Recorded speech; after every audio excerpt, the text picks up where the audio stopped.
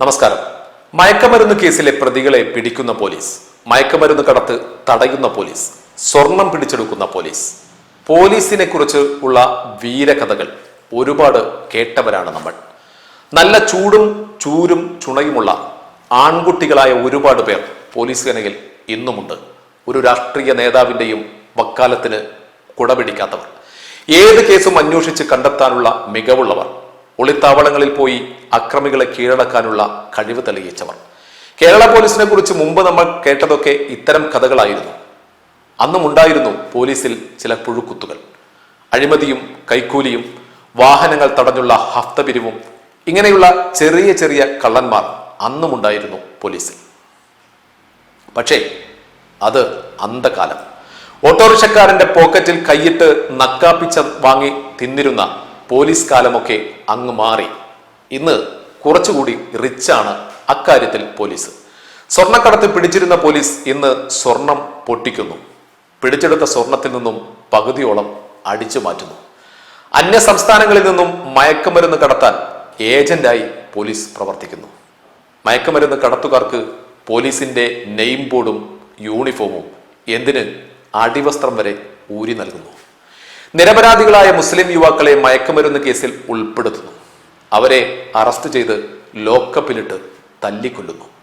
സുഹൃത്തായ മറ്റൊരു നിരപരാധിയായ യുവാവിന്റെ തലയിൽ ആ കൊലപാതക കേസ് കെട്ടിവെക്കാൻ പോലീസ് ശ്രമിച്ചുകൊണ്ടിരിക്കുന്നു.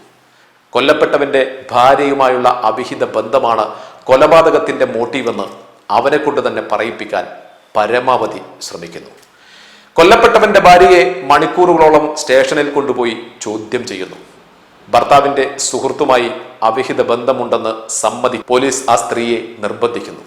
തൊഴിലാളികളുടെ പാർട്ടി ഭരിക്കുന്ന, പിന്നോക്കക്കാരന്റെ പാർട്ടി ഭരിക്കുന്ന, ന്യൂനപക്ഷങ്ങളുടെ സംരക്ഷണം ഹോൾസെയിലായി ഏറ്റെടുത്തവരുടെ പാർട്ടി ഭരിക്കുന്ന സംസ്ഥാനത്തെ ആഭ്യന്തര വകുപ്പിന് കീഴിലുള്ള പോലീസുകാരുടെ ഇല്ലീഗൽ ആക്ടിവിറ്റിയുടെ നാറുന്ന മുഖമാണ് പുറത്തു വരുന്നത്.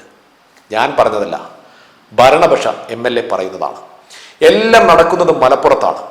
എന്തുകൊണ്ടാണ് ഈ പോലീസ് ഉദ്യോഗസ്ഥർ ഈ നെറികേടെല്ലാം കാണിക്കാൻ മലപ്പുറം ജില്ല തന്നെ തെരഞ്ഞെടുത്തത്? എന്താണ് മലപ്പുറത്തോട് ഇവർക്ക് ഇത്ര താല്പര്യം? കാര്യം ഇത്ര മാത്രമേ ഉള്ളൂ. മലപ്പുറം ഒരു മുസ്ലിം ഭൂരിപക്ഷ ജില്ലയാണ്. മുസ്ലിം ഭൂരിപക്ഷ പ്രദേശമെല്ലാം പ്രശ്നബാധിത പ്രദേശമാണെന്ന് വരുത്തി തീർക്കണം. അറസ്റ്റ് ചെയ്യപ്പെടുന്നതും പീഡിപ്പിക്കപ്പെടുന്നതും കൊല ചെയ്യപ്പെടുന്നതും മുസ്ലിങ്ങളായതുകൊണ്ട് ചോദിക്കാനും പറയാനും ആരും ഉണ്ടാകില്ല. കാരണം ഒരു തീവ്രവാദ പട്ടം അവർക്ക് തലയിൽ ചാർത്തിക്കൊടുത്താൽ മതി. ഇനി അങ്ങനെ ആരെങ്കിലും ചോദിച്ചാൽ തന്നെ തങ്ങളെ സംരക്ഷിക്കാൻ മുസ്ലിം വിരോധമുള്ള ഉള്ളിലിട്ട് പെരുപ്പിക്കുന്ന രാഷ്ട്രീയ പാർട്ടികൾ അധികാരത്തിലുണ്ട് എന്ന ധൈര്യം. മലപ്പുറത്തിന് എപ്പോഴും ഒരു പ്രത്യേകതയുണ്ട്. SSLC പരീക്ഷയിൽ കുട്ടികൾ അവിടെ വിജയിച്ചാൽ അത് കോപ്പി അടിച്ചായിരിക്കും. നിലനിൽപ്പിന് വേണ്ടി ആരെങ്കിലും മലപ്പുറത്തൊരു സമരം ചെയ്താൽ തീർച്ചയായും അതൊരു തീവ്രവാദികളുടെ സമരമായിരിക്കും. ആരോപണങ്ങൾ ഇങ്ങനെ ഇടതടവില്ലാതെ പ്രവഹിപ്പിച്ചുകൊണ്ടിരിക്കുന്ന ഭരണപക്ഷ MLA അൻവറിനെതിരെ കഴിഞ്ഞ ദിവസം ADGP MR അജിത് കുമാർ DGPക്ക് നൽകിയ മൊഴിയിലും പറയുന്നുണ്ട് അൻവറിന്റെ പിന്നിൽ ഒരു തീവ്രവാദ സംഘടനയുണ്ടെന്ന്. നിരോധിക്കപ്പെട്ട തീവ്രവാദ ഗ്രൂപ്പാണെന്ന്. അതാണ് അൻവർ പറഞ്ഞ സത്യങ്ങൾക്ക് പിന്തുണ കൊടുക്കുന്നവരൊക്കെ ഇനി തീവ്രവാദികളാണ്. അൻവറും ഒരുപക്ഷെ തീവ്രവാദിയാകാൻ സാധ്യതയുണ്ട്. കാരണം അൻവറിന്റെ നാടും മലപ്പുറം ജില്ലയിലെ നിലമ്പൂരാണ്. അറബിക്കഥയിലെ അലാവുദ്ദീന്റെ അത്ഭുത വിളക്ക് പോലെ തിരുവനന്തപുരത്തെ കണ്ണായ സ്ഥലത്ത് കവടിയാർ കൊട്ടാരം പോലൊരു കൊട്ടാരം പണിതുയർത്തുന്ന MR അജിത് കുമാറിന്റെ പിന്നിൽ ഏതെങ്കിലും ദേശദ്രോഹ ശക്തികളുണ്ടോ, വർഗീയ സംഘടനകളുണ്ടോ, തീവ്രവാദ സംഘടനകളുണ്ടോ എന്ന ചോദ്യത്തിന് യാതൊരു പ്രസക്തിയുമില്ല. ഇത്രയും അധികം പണം അജിത് കുമാറിന് ലഭിച്ചത് ഏത് സോഴ്സിൽ നിന്നാണ് എന്ന ചോദ്യത്തിനും ഒരുപക്ഷെ പ്രസക്തി ഉണ്ടാകാൻ സാധ്യതയില്ല. കാരണം ഇതൊന്നും സംഭവിക്കുന്നത് മലപ്പുറത്തല്ല എന്നതുകൊണ്ട് തന്നെ.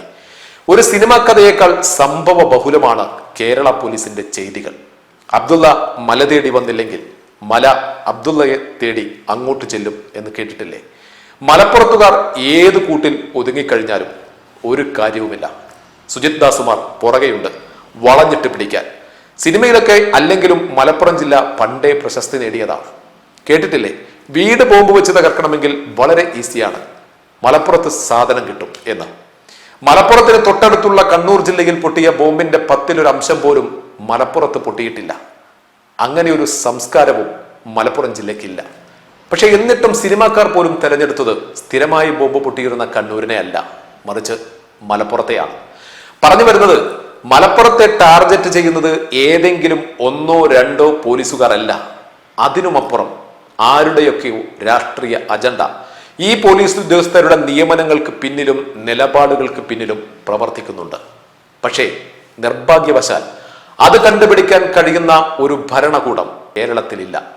നീതിക്കായി വാതിൽ മുട്ടുന്ന സാധാരണക്കാരന്റെ നെഞ്ചത്ത് നിയമത്തിന്റെ ഇരുമ്പ് തണ്ട് ആഞ്ഞു പതിച്ചിട്ടും അരുതെന്ന് പറയാൻ ആരുമില്ല. എന്തിനധികം സിനിമയിൽ അഭിനയിക്കാൻ പോയ നടിമാരുടെ വാതിൽ വെറുതെ ഒന്ന് മുട്ടിയാൽ ചോദിക്കാൻ ഒരു ഹേമ കമ്മിറ്റിയെങ്കിലുമുണ്ട്. പക്ഷേ പരാതി പറയാൻ പോയ സ്ത്രീയെ വാതിൽ മുട്ടാതെ തന്നെ കയറി വന്ന് മാനഭംഗപ്പെടുത്തിയ പോലീസിനോട് ചോദിക്കാൻ ഒരു മാങ്ങ കമ്മിറ്റിയും കേരളത്തിലില്ല.